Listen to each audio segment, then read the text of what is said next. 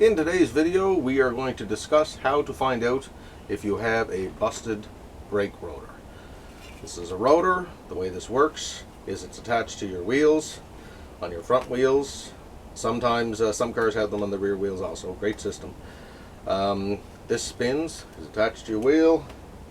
The caliper, which applies pressure when you put pressure on your brake pedal, hangs outside the rotor like this. This is actually a rear rotor, it's smaller. Like this, the pads sit in it, and when you apply brake pressure, the caliper here, the pads in it, grab the rotor and stop the vehicle. Sometimes these rotors, because they're subjected to extreme heat with all this pressure that's applied to the brake pads, under conditions of extreme lack of maintenance, these will wear so thin and get so hot that this portion here will break away. Sometimes it'll break away to the point that it's actually like a donut, removed from this part that connects to the hub. Other times parts of this will bust away. If this has separated, it's going to be hanging there on your, it can't fall down, it's in the drive axle making a whole bunch of noise. And also you won't lose brake fluid in your system. So it's the first thing to look for if you're trying to narrow things down.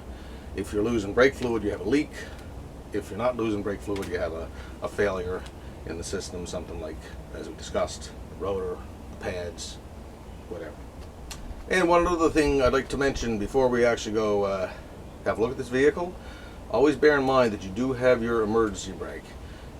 In the event that you have a catastrophic failure in the brake system, you do have that emergency brake.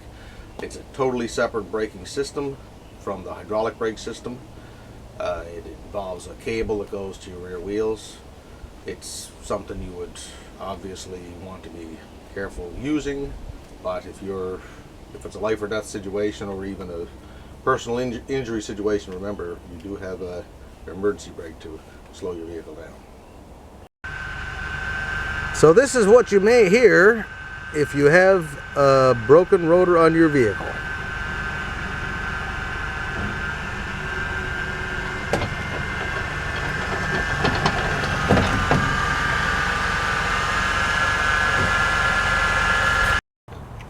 On this vehicle, we can see the issue even before we take the rims off, because we can see through to the rotor. Incidentally, do not do this if your brakes are hot.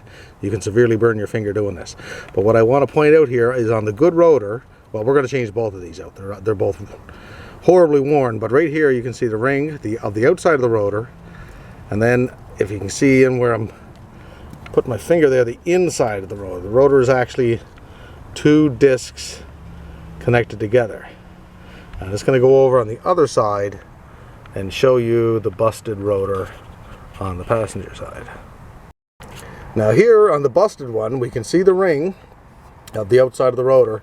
Notice there is the other disc has broken away here. We're only seeing the one right along here.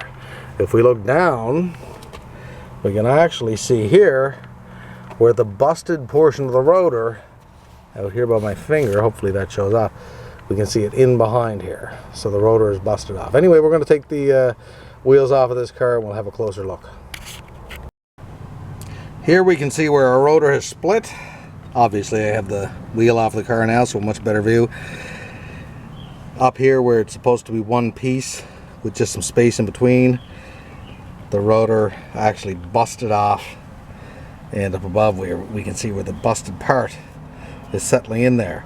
Now that's so close together, that's what I was talking about as far as where the driver lost the pressure in the brake system, because all of a sudden our brake pads that were out here pushing in like this to stop the vehicle, the pressure from it busted here, and all of a sudden they would have gone in like that all of a sudden.